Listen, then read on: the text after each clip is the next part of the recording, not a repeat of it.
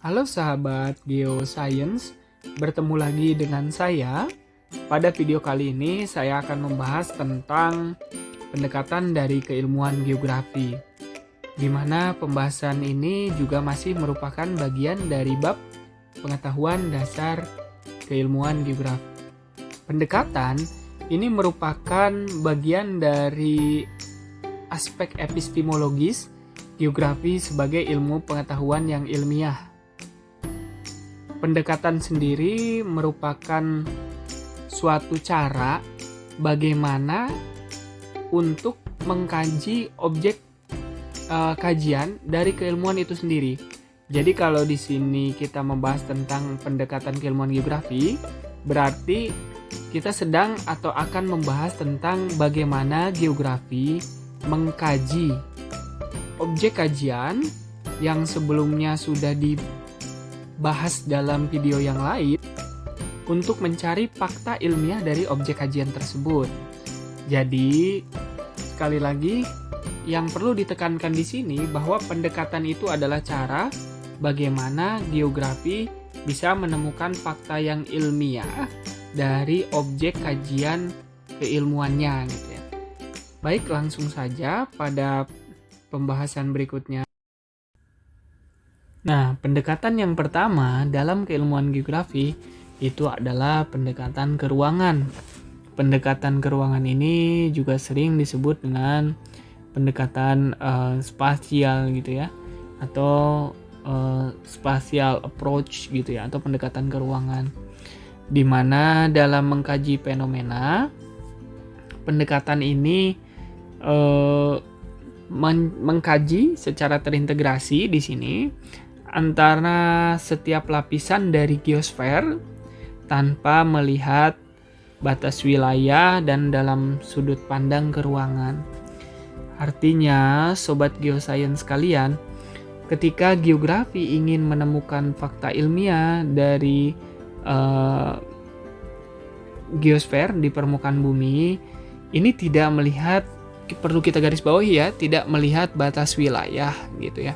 Tidak melihat misalnya katakanlah batas suatu negara ya, tetapi lebih melihat bahwa fenomena tersebut terjadi dengan pendekatan ke ruangan. Jadi secara keruangan, bukan secara kewilayahan.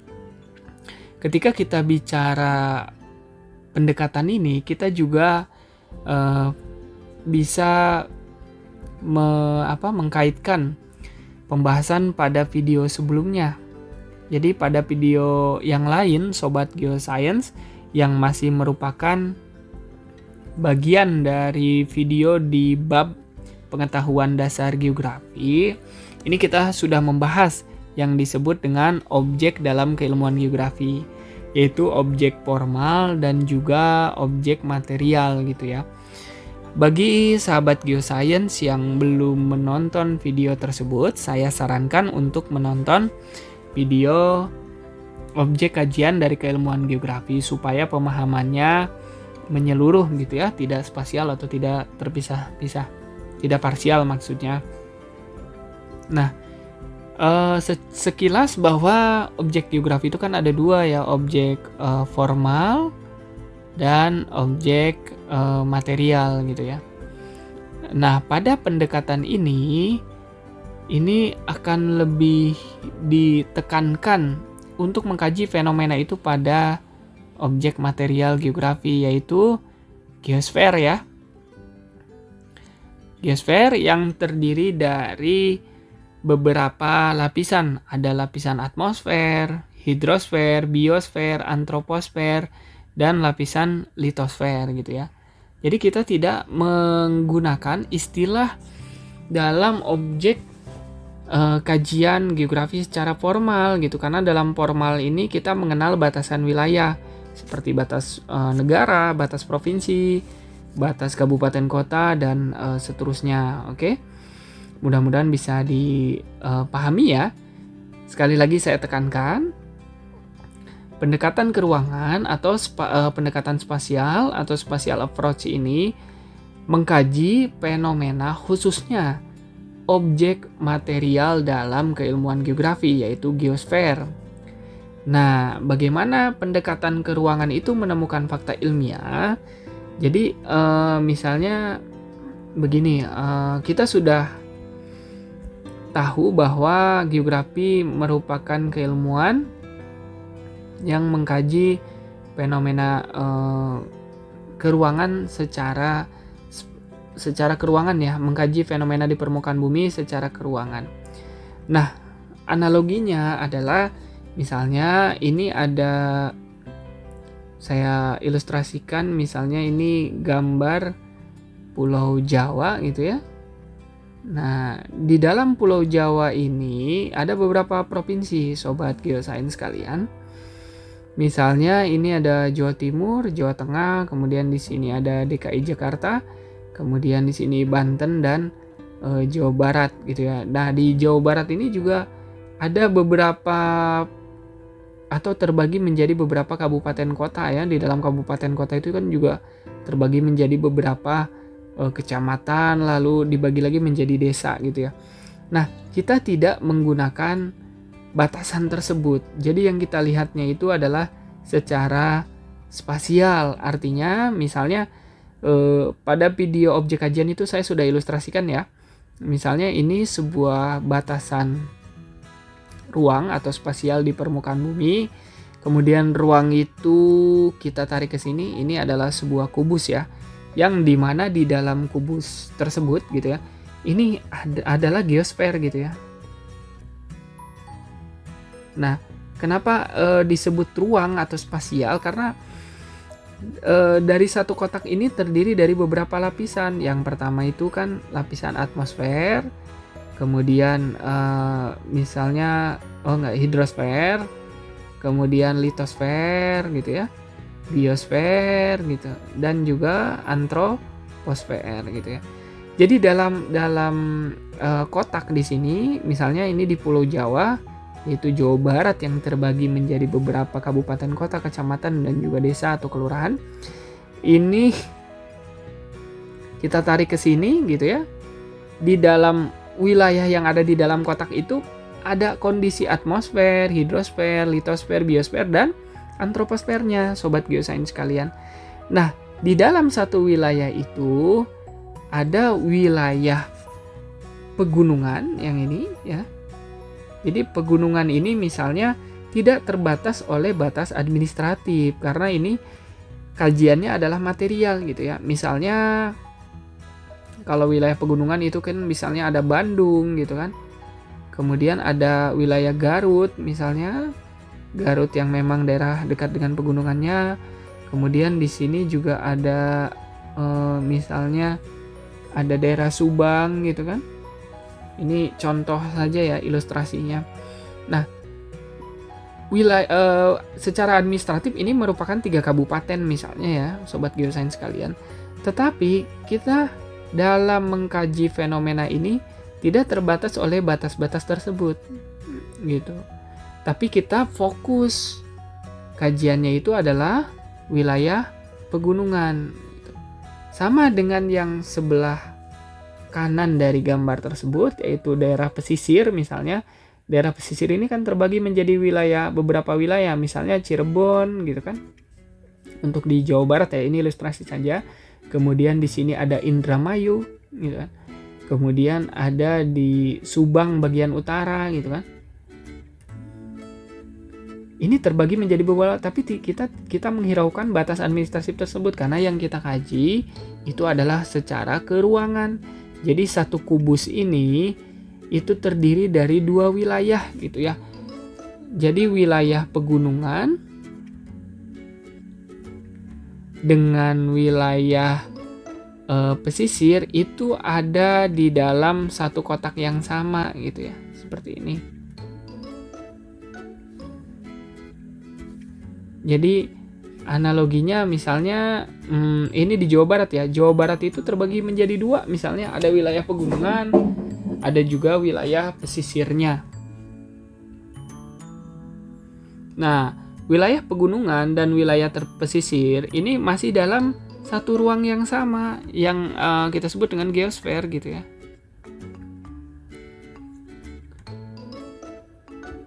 geosfer ini yang masih dalam satu ruang, ini ada persamaan dan perbedaan.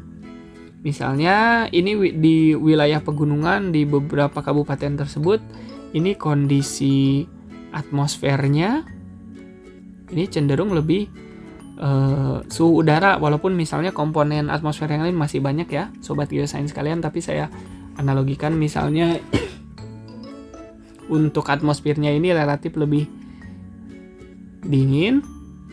Kemudian untuk hidrosfernya ini misalnya perairannya banyak dipengaruhi oleh sungai.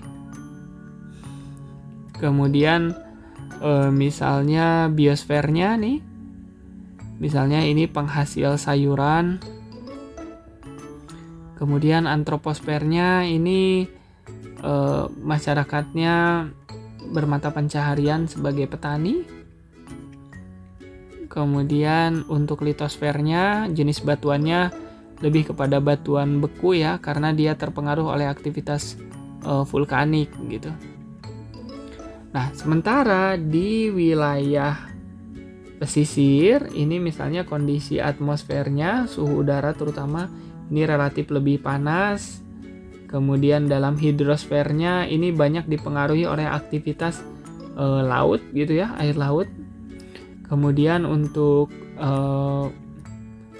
litosfernya, batuan yang ada di sana itu lebih cenderung pada batuan sedimen gitu ya, karena terbentuk dari sedimentasi sungai atau aktivitas laut misalnya. Kemudian kondisi biosfernya ini banyak menghasilkan buah-buahan misalnya di sana ya, walaupun banyak sebetulnya komponen ini, tapi ini hanya contoh saja. Untuk aspek antroposfernya, misalnya masyarakat di sana sebagian bekerja sebagai nelayan. Nah, ini ada persamaan dan perbedaan keruangan gitu ya antara wilayah pegunungan dengan wilayah pesisir gitu. Jadi wilayah pesisir dengan wilayah pegunungan ini kondisi geosfernya ini berbeda gitu ya. Nah, karena ada perbedaan tersebut, maka muncullah yang disebut dengan interaksi gitu ya. Interrelasi dan interdependensi. Nah, terkait dengan interaksi dan interdependensi, ini dibahas dalam video yang lain, yaitu konsep dasar keilmuan geografi ya. Sobat Geoscience bisa buka video terkait pembahasan yang fokus pada membahas konsep keilmuan geografi yang ada 10 ya, lebih lanjut. Tapi ini sekilas saja di sini. Nah, terjadinya interaksi, interrelasi, dan interdependensi ini dikaji dengan menggunakan pendekatan keruangan. Jadi yang dikaji itu kenapa bisa terjadi interaksi antara wilayah pegunungan dengan wilayah pesisir pantai gitu ya. Nah, setelah dikaji dengan menggunakan pendekatan keruangan, maka didapatlah fakta ilmiah bahwa misalnya interaksi itu terjadi. Interaksinya seperti apa? Misalnya saring tukar menukar komoditas. Misalnya daerah pegunungan itu menghasilkan sayuran, sedangkan daerah pesisir itu menghasilkan buah-buahan atau misalnya ikan, karena masyarakatnya banyak berprofesi sebagai nelayan dan kondisi biosfernya di sana juga memang mendukung untuk habitat ikan karena di dekat dengan laut ya, atau masih terpengaruh oleh air laut. Nah, masyarakat di pegunungan itu menjual hasil pertanian sayuran itu ke wilayah pesisir gitu ya, ke sini. Kemudian masyarakat nelayan yang ada di wilayah pesisir itu menjual hasil pertaniannya ke sini gitu ya. Sehingga ini ada interaksi dan interrelasi antar dua wilayah yang memiliki persamaan dan perbedaan keluangan gitu ya. Nah, dengan pendekatan keruangan kita bisa menemukan fakta ilmiah bahwa Interaksi itu terjadi karena adanya perbedaan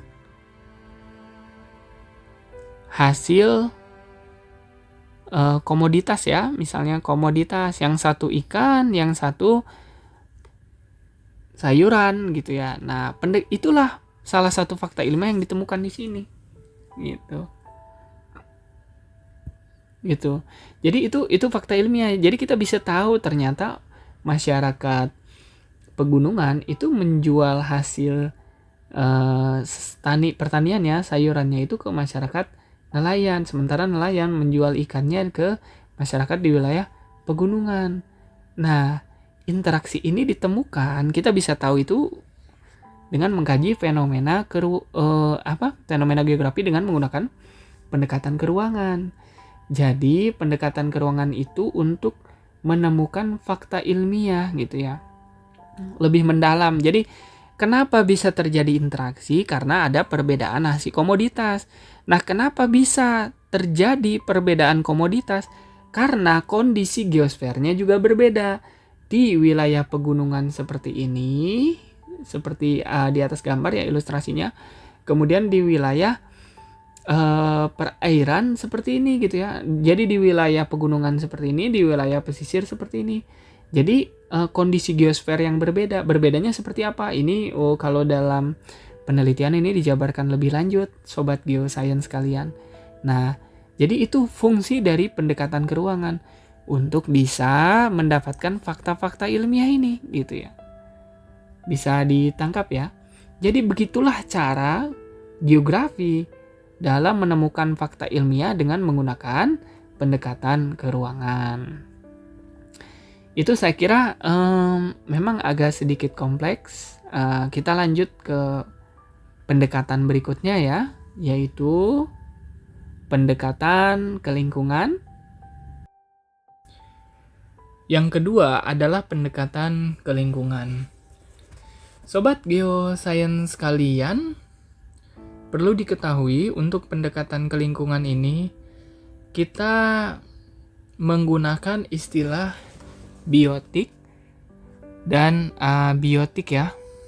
Jadi kalau sobat geoscience menonton video yang lain, yaitu terkait dengan aspek dan lingkup dari keilmuan geografi, di situ ada yang terkait dengan lapisan biosfer, di mana dalam mengkaji lapisan biosfer ini kita memerlukan keilmuan penunjang lain, yaitu keilmuan-keilmuan yang berkaitan dengan kelingkungan gitu ya, atau environmental science. Nah, dengan menggunakan pendekatan ke lingkungan ini, atau misalnya melihat keilmuan penunjang terkait dengan ilmu-ilmu yang berkaitan dengan lingkungan, ini akan ditemukan dua istilah yang disebut dengan istilah biotik dan abiotik. Istilah biotik ini berarti unsur dalam lingkungan yang termasuk dalam unsur makhluk hidup. Sementara abiotik ini adalah unsur non makhluk hidup.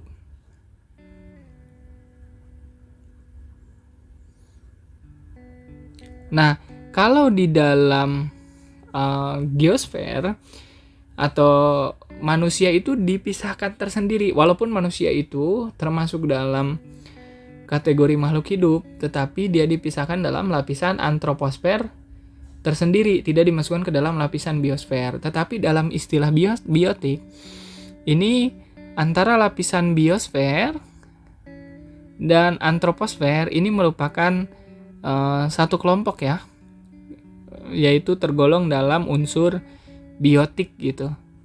Sementara untuk unsur non makhluk hidupnya kita bisa kelompokkan, yaitu litosfer, atmosfer, hidrosfer gitu ya. Nah, lebih lanjut, sobat geoscience yang belum menonton video terkait dengan aspek dan lingkup keilmuan geografi juga bisa menonton video tersebut terlebih dahulu supaya pemahaman terkait dengan pendekatan ke lingkungan ini lebih menyeluruh. Nah, pendekatan ke lingkungan artinya geografi itu mencoba atau mencari fakta ilmiah terkait adanya hubungan timbal balik antara unsur biotik dan unsur abiotik gitu ya. Jadi di sini ada lapisan antroposfer dan biosfer, manusia dan juga hewan, tumbuhan, interaksinya dengan lapisan litosfer gitu ya, hidrosfer dan atmosfer. Nah, interaksi atau sebab akibat yang terjadi antara unsur biotik dan abiotik ini akan dikaji atau dicari fakta ilmiahnya dengan menggunakan pendekatan ke lingkungan. Misalnya, saya berikan contoh sederhana di sini ada interaksi antara unsur biotik dan abiotik. Itu terjadi fenomena banjir gitu ya. Jadi banjir itu bisa terjadi karena dari unsur biotik terlebih dahulu atau misalnya dari unsur abiotik terlebih dahulu.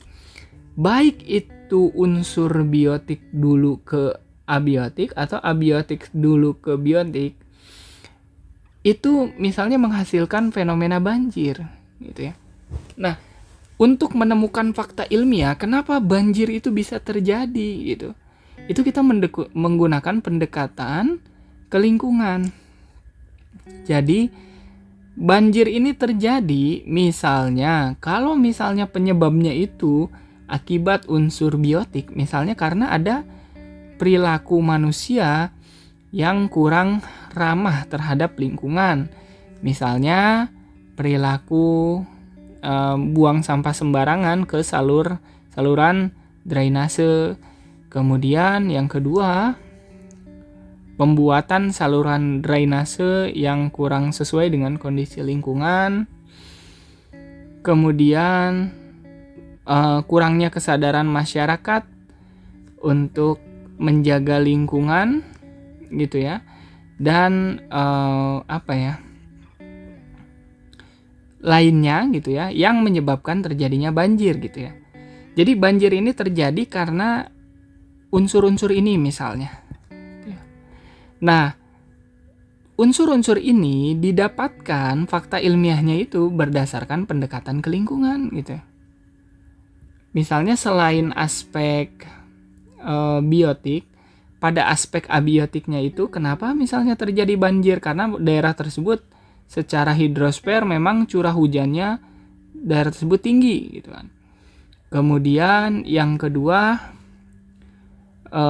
selain curah hujannya, wilayah tersebut secara litosfernya merupakan daerah rawa gitu. Nah, kemudian karena curah hujannya yang tinggi dan daerah tersebut merupakan daerah rawa yang relatif selalu tergenang dengan air gitu, itu menyebabkan terjadi daerah tersebut banjir gitu. Nah, fakta ilmiah ini, banjir terjadi karena curah hujan di daerah tersebut tinggi, daerah tersebut merupakan rawa, itu ditemukan setelah kita mengkaji dari sudut pandang geografi dengan menggunakan pendekatan ke lingkungan gitu ya. Di sini ada misalnya perilaku lain, misalnya pembangunan yang kurang memperhatikan daerah resapan air sehingga tidak ada daerah resapan air gitu.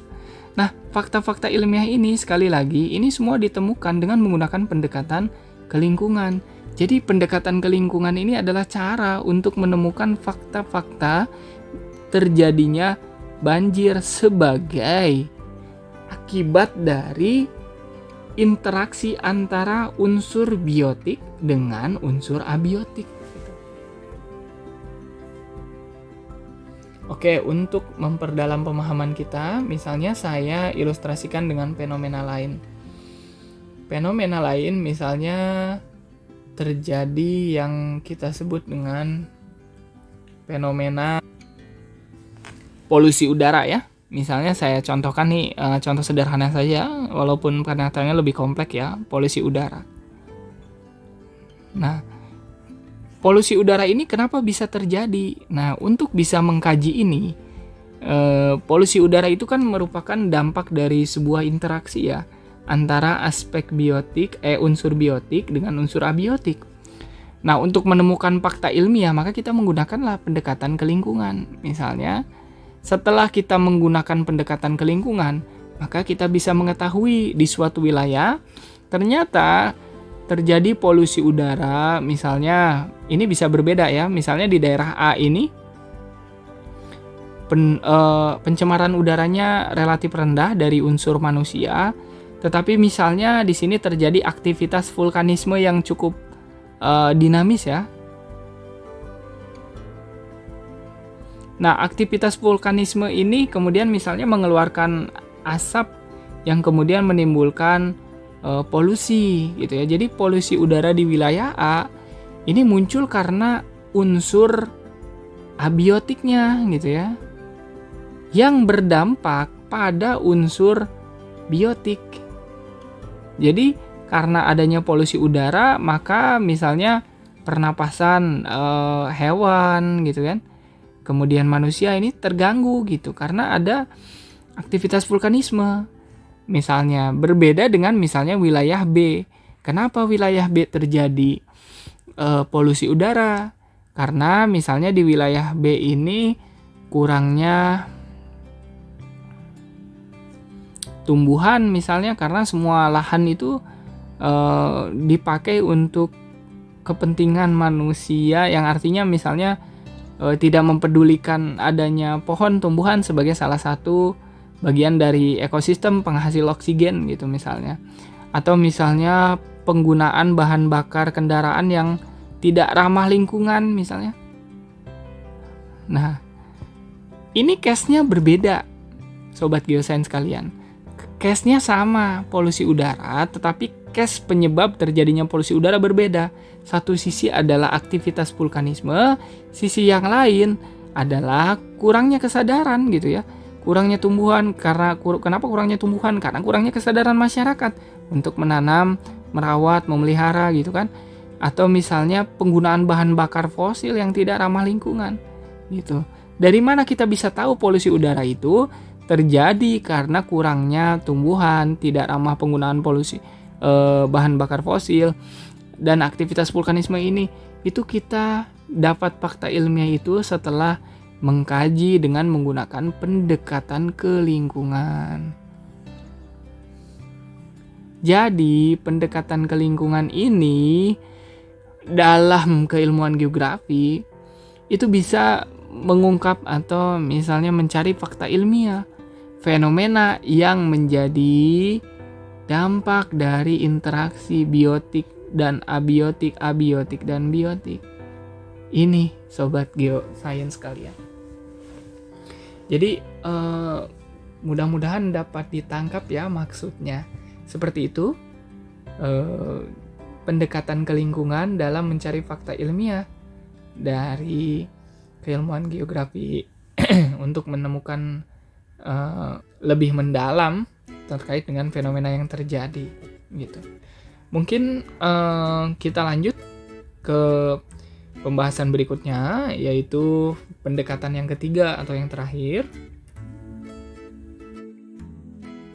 yaitu pendekatan kewilayahan. Pendekatan kewilayahan ini sebetulnya kebalikan dari pendekatan ke ruangan. Kalau pendekatan ke ruangan itu tidak memperhatikan batas wilayah atau lebih fokus pada objek material, maka untuk pendekatan kewilayahan atau regional approach ini dia terfokus pada objek formal gitu ya, atau region. Berarti di sini jelas ya, yang disebut dengan region itu adalah wilayah. Jadi ada batas administratifnya jelas. Jadi kita tidak fokus pada objek material, tapi kita fokus pada objek formal gitu. Tapi kita tetap mengkaji objek material, cuma yang lebih disoroti itu adalah objek formal. Jadi terkait dengan objek material dan formal sudah saya sampaikan. Sobat Geoscience bisa membuka video yang membahas terkait dengan objek kajian dari keilmuan geografi. Nah, pendekatan kewilayahan ini ketika mengkaji fenomena itu selalu terkait dengan wilayah ya. Artinya disebutkan gitu, baik itu wilayah secara administratif atau misalnya wilayah secara kenampakan gitu. Jadi kedua hal ini selalu ada di dalam mengkaji fenomena gitu. Jadi bagaimana kita bisa menemukan fakta ilmiah itu di suatu wilayah terkait dengan fenomena geosfernya itu dengan menggunakan pendekatan kewilayahan gitu ya. Misalnya gini, terjadi fenomena di Indonesia di sini ya. Kita fokus misalnya di wilayah Indonesia. Nah, misalnya kenapa kondisi Indonesia itu memiliki 2 musim secara atmosfer gitu ya. Kemudian secara litosfernya kenapa Indonesia ini terjadi gempa bumi gitu ya. Kemudian secara hidrosfernya misalnya atau secara biosfernya kita memiliki keanekaragaman hayati yang tinggi ya. Nah, ini kenapa bisa seperti ini gitu ya. Maka kita menggunakan pendekatan kewilayahan untuk menemukan fakta ilmiah ini gitu ya.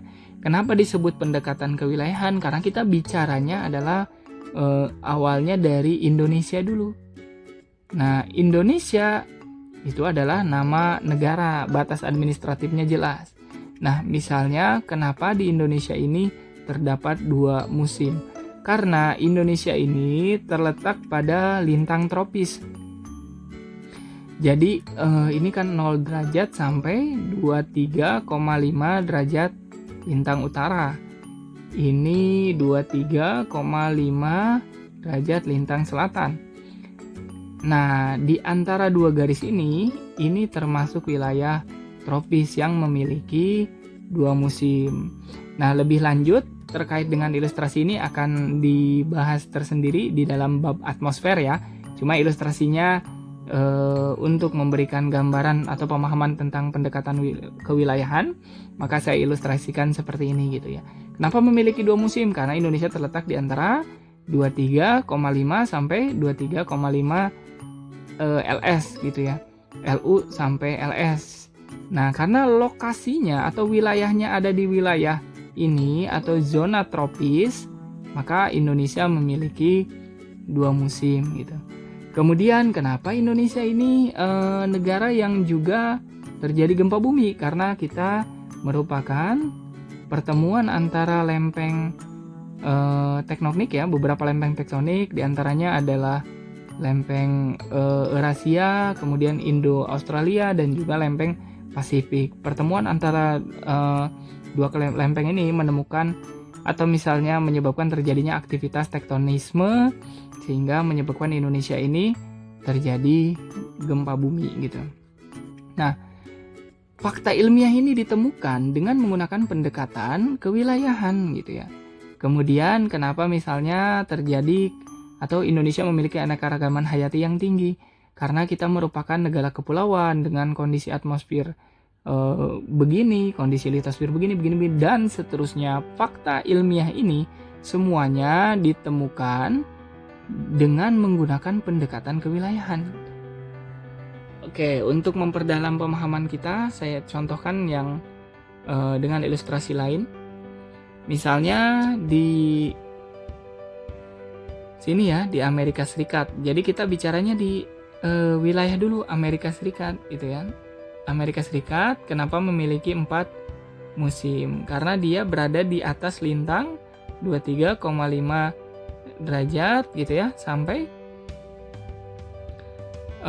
sekitar di sini ya. Ini termasuk dalam lintang tropis gitu ya. Sehingga dia memiliki 4 musim gitu ya. Nah, kenapa dia memiliki 4 musim gitu? Karena dia berada di wilayah ini. Cuma kita bicaranya awalnya itu terkait wilayah, sehingga kita menggunakan pendekatan kewilayahan. Jadi kurang lebih seperti itu Sobat Geosains sekalian terkait dengan pendekatan kewilayahan. Baik, pembahasan terkait dengan pendekatan dari keilmuan geografi ini relatif lebih kompleks ya Sobat Geosains sekalian. Kalau kita simpulkan, jadi pendekatan dalam keilmuan geografi ini hanya ada 3 ya. Pendekatan ke ruangan, ke lingkungan, dan kewilayahan. Tapi walaupun pembahasan kali ini cukup kompleks, mudah-mudahan apa yang disampaikan bisa dipahami oleh Sobat Geosains sekalian. Ini adalah referensi atau beberapa referensi yang saya gunakan untuk membuat video pembahasan kali ini ya. Sobat Geosains sekalian, silakan untuk menonton video lain yang khususnya ada dalam playlist pembahasan terkait dengan dasar pengetahuan dasar keilmuan geografi ya. Silakan like dan share jika memang video ini bermanfaat atau ada yang lebih membutuhkan ya untuk memahami atau menunjang pembelajaran geografi di sekolahnya. Sobat Geosains sekalian, itu saja yang bisa saya sampaikan terkait dengan pendekatan dari keilmuan geografi. Jangan lupa subscribe dan nyalakan lonceng untuk agar tidak ketinggalan ya video pembahasan berikutnya. Sekian dari saya, dimanapun Sobat Geosains berada. Selamat beraktivitas dan sampai bertemu pada video pembahasan berikutnya.